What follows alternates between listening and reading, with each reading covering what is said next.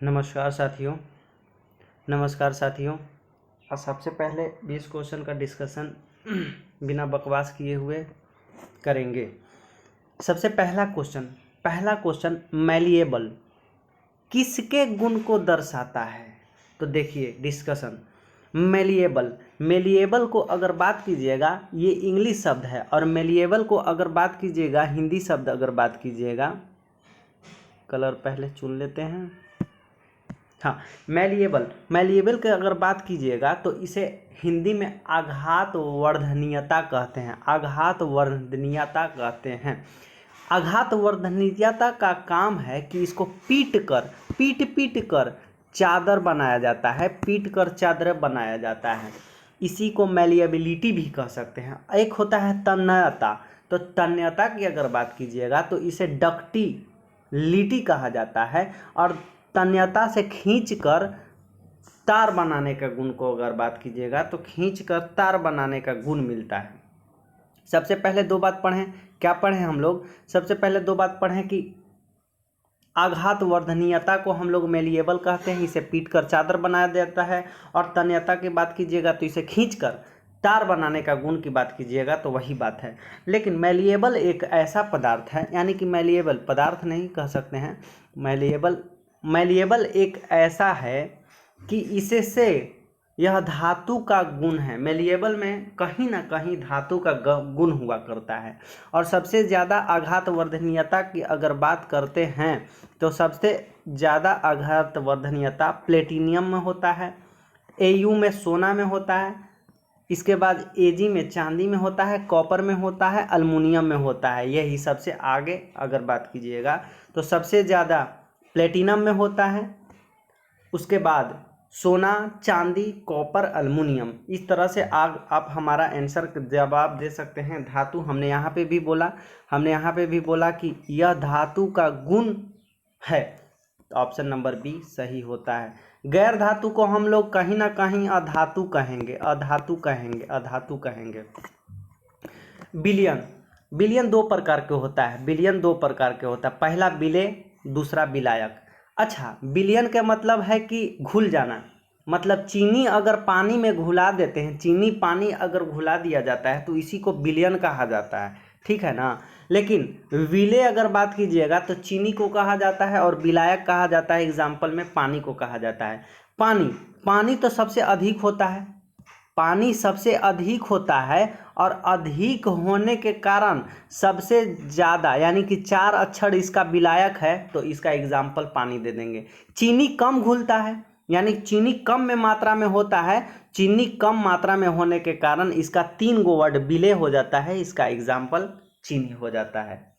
Question देखिए आप, 1 billion में पानी यानी पानी का मतलब क्या होता है बाबू? पानी का मतलब ये विलायक होता है, यानी कि विलायक आपको दिया गया है 320 मात्रा में। समान नमक की मात्रा दिया गया है, और नमक कहीं ना कहीं हम लोग को विलय का सूचित करता है। तो 1 बिलियन में पानी की 320 मात्रा में सामान्यतः नमक की मात्रा 32 ग्राम है। तो द्रव्यमान प्रतिशत द्वारा संदर्भ में बिलियन की सांद्रता की गणना कीजिए। देखिए, अगर बिलियन की सांद्रता पूछे तो सबसे एक अच्छा उपाय है कि छोटका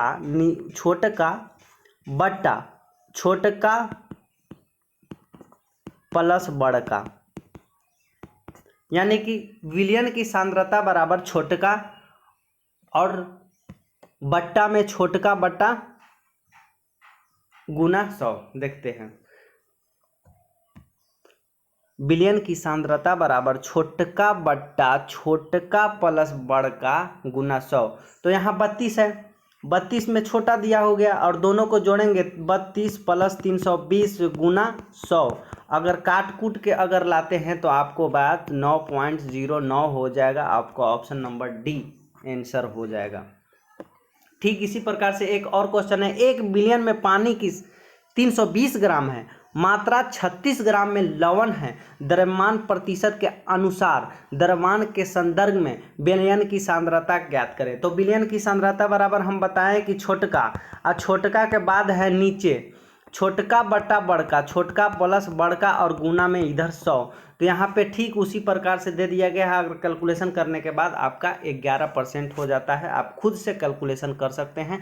हाँ, लेकिन ध्यान में रहे कि विलयन की सांद्रता बराबर छोटका बटा छोटका प्लस बड़का गुना 100। सभी एसिड के लिए आम तत्व क्या है? आम तत्व क्या है? तो देखिए, एक इधर यौगिक लिखते हैं और यौगिक और इधर सामान्यतः पाए जाते हैं। आप ध्यान दीजिएगा, यौगिक स्टील की बात कीजिएगा तो स्टील में Fe आयरन मिलाना ही जाता है, यानी कि आयरन उसमें रहेगा ही रहेगा। कहने का मतलब ये हुआ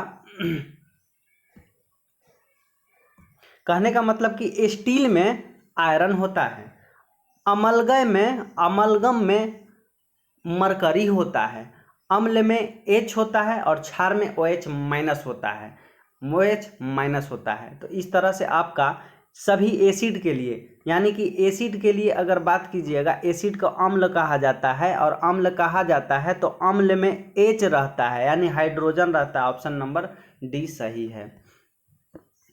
कॉपर सल्फेट का जलीय विलयन क्या है? कॉपर सल्फेट का जलीय विलयन क्या है? कॉपर सल्फेट का जलीय विलयन क्या है? तो कॉपर सल्फेट एसिड है, CuSO फिर कहीं ना कहीं एसिड है। और एसिड की अगर बात कीजिएगा तो एसिड जो होता है अम्ल होता है, और अम्ल जो टूटता है AbR में टूटता है, यानी एसिड ब्लू टू रेड। इसे अनिल से भी याद कर सकते हैं, अनिल, अनिल, अ से एसिड, अम्ल से, न से नीला, यानी कि अम्ल अगर डालेंगे तो नीला से लाल कर देगा। उम्मीद करता हूं कि आपको समझ में आ रहा होगा। तो अगर बात कीजिएगा कहीं ना कहीं एसिड है, तो एसिड है तो AbR, यानी एसिड ब्लू टू रेड, यानी कि नीला से रेड कर देगा, यानी नीला से लिटमस को लाल कर देगा। ऑप्शन नंबर बी सही है। जो वही अगर क्षार की बात कीजिएगा तो क्षार BRB करता है, BRB, यानी कि बेस रेड टू ब्लू कर देता है, रेड टू ब्लू कर देता है।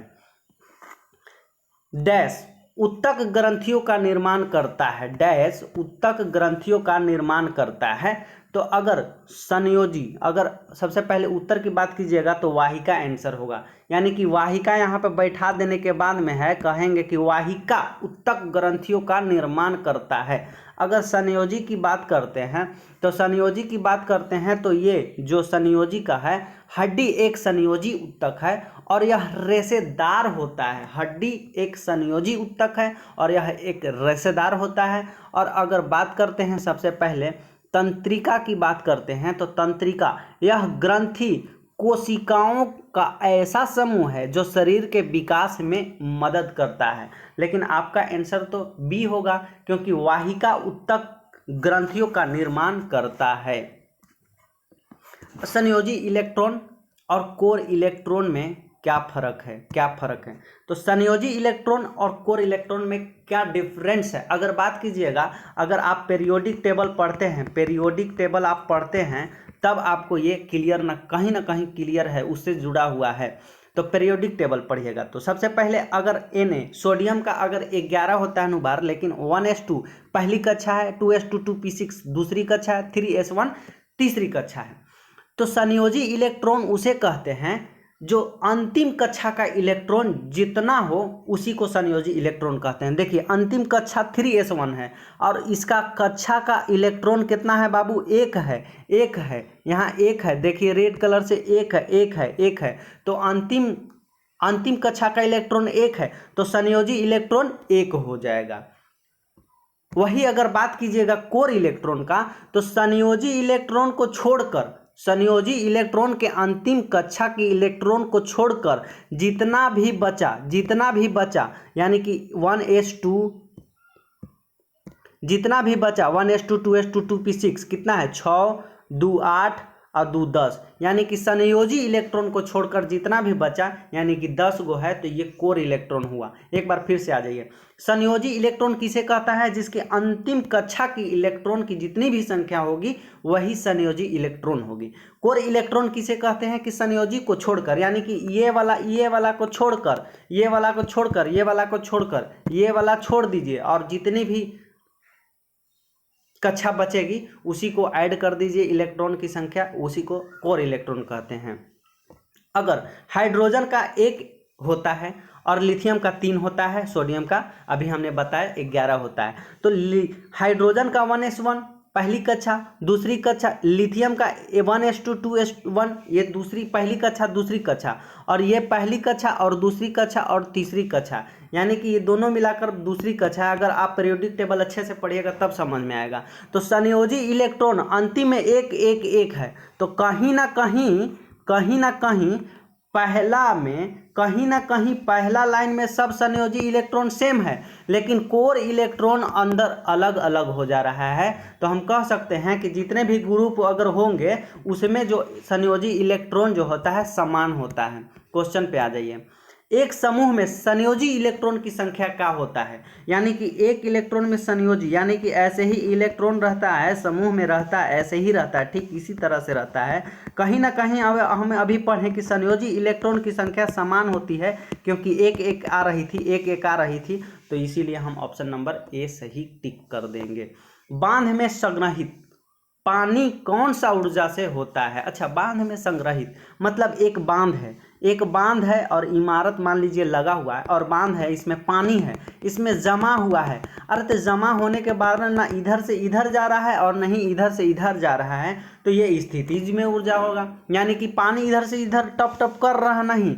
देखिए यहाँ पे रेड, यहाँ पे ऐसे पानी इसमें है, तो यहाँ से कहीं ना जा रहा है और कहीं जाने के कारण इसका स्थितिज ऊर्जा हो जाएगा। उम्मीद करता हूँ आपको समझ में आएगा। बांध में नीचे मोटाई होती है। अच्छा, बांध में मोटाई होती है, तो बांध में देखिए यही है बांध, और बांध में इसको अगर बात कीजिएगा तो नीचे वाला परत जो है, नीचे वाला परत जो है मोटा होता है। देखिए ऊपर से आने से नीचे जो है मोटा हो जा रहा है, और नीचे जो मोटा क्यों होता है, नीचे मोटा इसलिए होता है क्योंकि नीचे दाब अधिक होता है, और नीचे दाब अधिक होने के कारण जो नीचे है मोटाई अधिक होता है। तो ऑप्शन नंबर ए सही। अच्छा, नीचे जाने पर दाब बढ़ता है। अच्छा, नीचे जाने पर दाब बढ़ता है, अरे हमरा से नीचे के क्वेश्चन पूछ रहा है, तो नीचे के क्वेश्चन पूछ रहा है तो नीचे दाब अधिक होगा, ऊपर से लेना ही देना नहीं है हमको। दाब पर निर्भर नहीं करता है, यहाँ पे नहीं करता लिख लीजिएगा, नहीं करता है तो नहीं करता है, दाब पर निर्भर करता है। अब देखिए ये दूसरा क्वेश्चन है, बांध में नीचे की ओर जाने से, अब ऊपर से नीचे जाने की ओर से मोटाई बढ़ती है, क्योंकि नीचे जाने पर दाब बढ़ता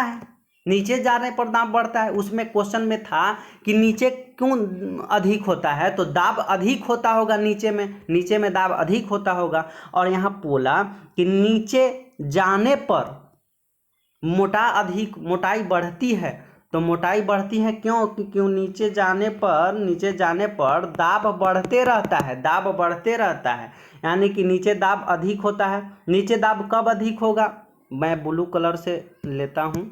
नीचे दाब अधिक होगा तो नीचे मोटाई होता है, और नीचे दाब बढ़ता है तो नीचे जाने पर मोटाई बढ़ती है। उम्मीद करता हूँ कि आपको समझ में आ गया होगा। बांध में नीचे की ओर बांध की मोटाई बढ़ती है, नीचे जाने पर दाब बढ़ता है, और नीचे वाला जो मोटा होता है इसमें दाब अधिक होता है। यदि मैं ऊपर से आता हूँ नीचे, यानी कि नीचे ओर जाने पर बांध मोटाई दिखाई देता है, तो कहेंगे कि नीचे जाने पर दाब बढ़ता है। क्वेश्चन नंबर अगला आपके स्क्रीन बोर्ड पे ये रहा, डैश एक हाइड्रोजन है। तो आप 17वें वर्ग के ग्रुप को पढ़िएगा, 17वें ग्रुप के पढ़िएगा आप, तो इसमें नज़र आएगा कि fluorine, chlorine, bromine, iodine, strontium, TS, यानी कि ये सब के सब 17वें वर्ग के लोग हाइड्रोजन कहा जाता है। 17वें वर्ग के लोग को सभी को हाइड्रोजन कहा जाता है। और हाइड्रोजन अगर कहा जाता है तो देखिए सोडियम इसमें मिला, नहीं मिला। क्रिप्टन है क्या, नहीं, क्रिप्टन भी नहीं है। मैग्नीशियम है, नहीं है। मैग्नीशियम नहीं है, मैग्नीशियम नहीं है, मैग्नीशियम नहीं है, नहीं है, नहीं है। तो क्लोरीन है, तो क्लोरीन ये रहा आपका, क्लोरीन ये रहा, इसलिए हाइड्रोजन वर्ग जो है क्लोरीन आपका है, क्लोरीन वर्ग आपका है। अक्रिय गैस को अगर बात कीजिएगा तो 7वें वर्ग में रखा गया है, जैसे helium, neon, argon, krypton, xenon, radon, ये सब आर्गन जो है ये अक्रिय गैस है, अक्रिय गैस है, अक्रिय गैस है। ये सब क्षारीय है, आप देख लीजिएगा, ये क्षारीय धातु है। Li, Na, Na, K, Rb, Cs ये सब क्षारीय है। क्षारीय मृदा भी है, आप इसकी में बेटा मांगे कार स्कूटर वाला आपका जो पढ़े होंगे आप स्क्रीन देख लीजिए। पक्षी वर्ग में होती है, पक्षी वर्ग में होती है। अच्छा, पक्षी वर्ग में होती है। एक काम कीजिए, एक काम कीजिए, ऑप्शन को हटाते हैं, बालों के साथ। अच्छा, पक्षी में बाल होता है वो? नहीं, ऑप्शन नंबर गलत है। ए में देखिए, ए भी गलत है क्योंकि बालों के बिना, ये गलत है। दो को तो मैंने छांट दिया। तीसरा नंबर पे आ जाइए, पंखों के बिना। पक्षी बिना पंख के होता है रे चट्टा, नहीं, पंखी बिना पंख के नहीं होता है, पंछी बिना पंख के नहीं होता है, इसलिए आपका ऑप्शन नंबर बी सही हो गया, पंखों के साथ। हाँ बिल्कुल, पंखों के साथ। तो पक्षी समतापीय प्राणी है, इसमें 4 कक्षक पाए जाते हैं, इसमें 4 कक्षक या 4 कोष्ठक पाए जाते हैं। बारिश के दौरान ऊर्जा का किस प्रकार का परिवर्तन होता है? एक बात बताइए, झरना वाला क्वेश्चन आप पढ़े होंगे? पढ़े होंगे, चलिए ठीक है। अगर ऊपर से बारिश हो रहा है तो अभी बारिश नहीं हो रहा है, इसका मतलब स्थितिज ऊर्जा। अगर फिर से एक बार देखिए, अगर बादल है, बारिश के दौरान कह रहा, तब पहले तो बादल में, बादल ये मान लीजिए रेड कलर वाला बादल है, तो बादल में अभी बारिश नहीं हो रहा है, इसका मतलब स्थितिज ऊर्जा। और जब बारिश होने लगे, बारिश ठप ठप ठप ठप ठप ठप ठप ठप ठप ठप ठप ठप पानी अगर बरसे लगे, तो पानी बरसने के कारण जो है इसमें गतिज ऊर्जा, तो कह सकते हैं ना कि स्थितिज ऊर्जा से गतिज ऊर्जा में परिवर्तन होता है, परिवर्तन होता है, परिवर्तन होता है। किसी पदार्थ पर कार्य करने के बावजूद भी उसके आकार में परिवर्तन नहीं होने के कारण क्या है, क्या कहलाता है? अच्छा, मतलब कोई मान लीजिए कि पदार्थ है, ये पदार्थ है, इसका कह रहा है कि आकार में परिवर्तन नहीं होना चाहिए। आकार में जब परिवर्तन नहीं होना चाहिए तो ऑप्शन नंबर बी तक खत्म हो जाएगा, क्योंकि बाह, बल और आकार है, माने चेंज करने के लिए कह रहा है, तो ये तो खत्म हो जाएगा। बाह आयतन, बाह आयतन, अगर कोई पदार्थ यहाँ पे है, अगर पदार्थ यहाँ पे है कोई, तो पदार्थ होने के कारण ये तो कह रहा है कि कोई चेंज नहीं होगा, मतलब उसके आकार में भी चेंज नहीं होगा और पदार्थ में कार्य करने का मौजूद, तो कार्य जो पदार्थ रहेगा वही ना रहेगा कि बढ़ जाएगा, एक पत्थरवा का बाह आयतन बढ़ जाएगा या इसका बाह क्षेत्रफल बढ़ जाएगा, और ये सब नहीं बढ़ेगा। तो यानी कि बाह क्षेत्रफल भी नहीं बढ़ेगा। अब बाह क्षेत्रफल नहीं बढ़ेगा तो ये खत्म हो जाएगा, ऑप्शन नंबर डी। आपका बाह आयतन नहीं बढ़ेगा, ऑप्शन नंबर बी ए खत्म। बाह बल तो ठीक है, बल बढ़ सकता है, यानी कि हम ठेलला पे ठेल सकते हैं, तो ये आगे जा सकता है, लेकिन आकार तो नहीं बढ़ सकता है ना, आकार नहीं बढ़ सकता है। पहला खत्म, दूसरा खत्म, तीसरा खत्म। तो अच्छा, सी में क्या है? बाहबल। बाहबल तो हम टेल रहे हैं, इसको ठेल रहे हैं, बल अपना खूब लगा रहे हैं, लेकिन ये जो है आगे बढ़ ही नहीं रहा है। हम खूब बल लगा रहे हैं, खूब बल लगा रहे हैं, लेकिन ये आगे बढ़ नहीं रहा है, तो इसका मतलब दृढ़ है, दृढ़ता है, यानी रिजिड है, जिद्दी है, इसलिए आपका ऑप्शन नंबर सी आपका ये रहा। बाहबल लगने पर आकार नहीं बदलता है, यह गुण होता है, यह गुण कहलाता है दृढ़ता। त्वरण ऋणात्मक होने पर किस पिंड का वेग अधिक होगा या घटेगा? अच्छा, मान लीजिए त्वरण ए से जा रहा है कोई बंदा, और त्वरण ए से जा रहा है तो प्लस में देखेंगे और ए माइनस में देखेंगे। अच्छा, कोई बंदा 10 मीटर प्रति सेकंड से जा रहा है और त्वरण में अपने त्वरण को बढ़ा दिया, 20 मीटर प्रति सेकंड से जाने लगा, तो जाहिर सी बात है 10 से 20 हो गया तो ये बढ़ेगा, मतलब वेग में परिवर्तन। अगर पिंड में अगर कहीं जा रहा है तो वेग बढ़ रहा है, बढ़ रहा है। और अगर ए अगर निगेटिव, यानी कि कोई 20 मीटर प्रति सेकंड से जा रहा है और बाद में है 10 मीटर प्रति सेकंड से जाने लगा, इसी को निगेटिव कहते हैं और इसको मंदन भी कह सकते हैं। कहीं ना कहीं अगर 20 कहीं ना कहीं 20 से जा रहा है और 10 से जाने पर, 20 से जा रहा है और 10 से अब जाने लगा, तो कहीं ना कहीं इसका वेग जो है घटेगा, इसलिए ऑप्शन नंबर आपका सी रहा, घट रहा है। ब्रेक लगने पर एक कार मुख्य रूप से किस बल का कारण रुक जाता है? अच्छा, जब हम ब्रेक मारते हैं, चकवा में अगर हम ब्रेक मारते हैं तो घर्षण न करता है, वो घर्षण करेगा तभी ना ब्रेक बल के कारण रुक जाता है। यानी कि जब तक कि हम ब्रेक नहीं मारेंगे, ब्रेक मारेंगे तो यहाँ घर्षण होता है, और घर्षण होने के कारण बल के कारण जो होता है रुक जाता है। इसलिए आपका ऑप्शन नंबर सी रहा। पानी में घुलने पर निम्न में से कौन सा एसिड H+ देता है? H+। अम्ल दो प्रकार का, पहला और दूसरा। एक होता है प्रबल, एक होता है दुर्बल। एक होता है प्रबल, एक प्रबल और एक दुर्बल। प्रबल होता है जो तेजी से H+ देता है, तेजी से H+ देता है। जैसे एग्जांपल में HCl, HNO3, H2SO4, HNO3, H2SO4, HCl, HNO3, H2SO4, ये तेजी से देता है। आप देखिए इधर तेजी से देता है। और धीरे से H+ देने वाला को दुर्बल कहते हैं, जिसे कार्बनिक भी कह सकते हैं। तो धीरे से देने वाला के अगर एग्जांपल की बात कीजिएगा तो HCOOH, CH3COOH। कहने का मतलब है कि दुर्बल वही होगा, कहने का मतलब है कि दुर्बल वही होगा जो इसमें कार्बन लगा हुआ रहेगा, जिसमें दुर्बल वही होगा जिसमें कार्बन लगा हुआ रहेगा, वही दुर्बल देगा। तो देखिए ना, इसमें से कार्बन कौन है? CH3, C कार्बन है, C कार्बन है। तो इसके बाद जो है H+ मतलब घुलने पर H+ आयन कब देता है? तो B कम देता है। ऊनी कपड़े शरीर को जाड़े में गर्म रखता है, क्यों? क्योंकि ऊन ऊष्मा का कुचालक होता है। अच्छा, ऑप्शन नंबर डी देखिए तो ऊन शरीर के तापमान को घटा देता है। अच्छा, ऊन अगर हम पहन लेंगे 10 गो अगर हम स्वेटर पहन लेंगे तो हमारा तापमान जितना है हम घट जाएंगे। अच्छा, सी नंबर, ऊन शरीर के तापमान को बढ़ा देता है। अच्छा, हम 10 गो स्वेटर पहन लेंगे तो हमारा तापमान को हम जले लगेंगे अंदर से, हैं का? अंदर से नहीं जलेंगे ना। ऊन ऊष्मा का सुचालक होता है। अरे ऊष्मा प्रदान नहीं करता है, ऊष्मा का कुचालक होता है। ऊष्मा जब हम प्रदान नहीं करते हैं तो ऊष्मा का कुचालक होता है। ऑप्शन नंबर ए सही होगा आपका। ऊष्मागतिकी का कौन सा नियम एंट्रोटॉपिकी कहलाता है? अच्छा, ऊष्मागतिकी की कौन सा नियम? अच्छा, ऊष्मागतिकी का अगर बात कीजिएगा तो ये दो प्रकार के होता है, प्रथम और द्वितीय। प्रथम और द्वितीय, प्रथम और द्वितीय, प्रथम और द्वितीय, प्रथम और द्वितीय। ऊष्मागतिकी का दो विधि है, प्रथम और द्वितीय। तो किसी निकाय को ऊष्मा दी जाती है तो वह कार्य करता है, पहला बाह्य कार्य, दूसरा अंदर की ऊर्जा को बढ़ाता है। यह जो होता है ना, हो ऊर्जा के संरक्षण के सिद्धांत पर कार्य करता है।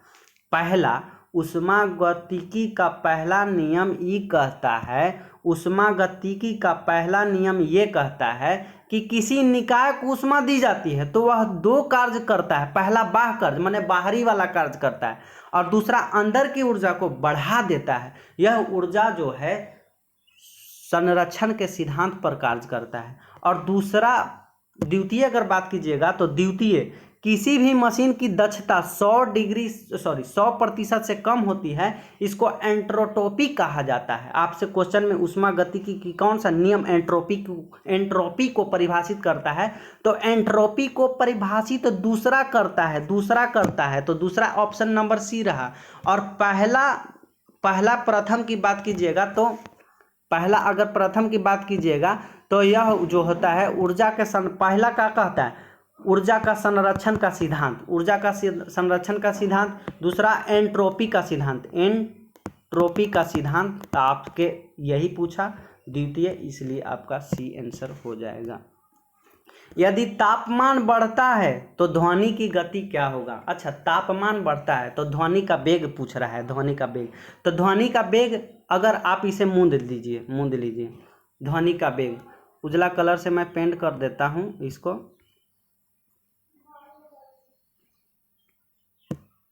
यदि तापमान बढ़ता है तो ध्वनि का गति क्या होगा? तो गैस का अनुभार बढ़ने से ध्वनि का वेग घटता है, यानी ध्वनि की गति घट जाता है। इसका जो होता है, गैस का अनुभार बढ़ाइएगा ना, जब आप गैस का अनुभार बढ़ाइएगा तो ध्वनि का गति घटेगा। दाब का कोई भी प्रभाव नहीं पड़ता है। कहने का मतलब ये हुआ हो कि गैस का अनुभार बढ़ने से ध्वनि का वेग घटता है और दाब में कोई भी परिवर्तन नहीं होता है। अब बाद बाकी जितना भी है जैसे प्रत्यास्था, आर्द्रता,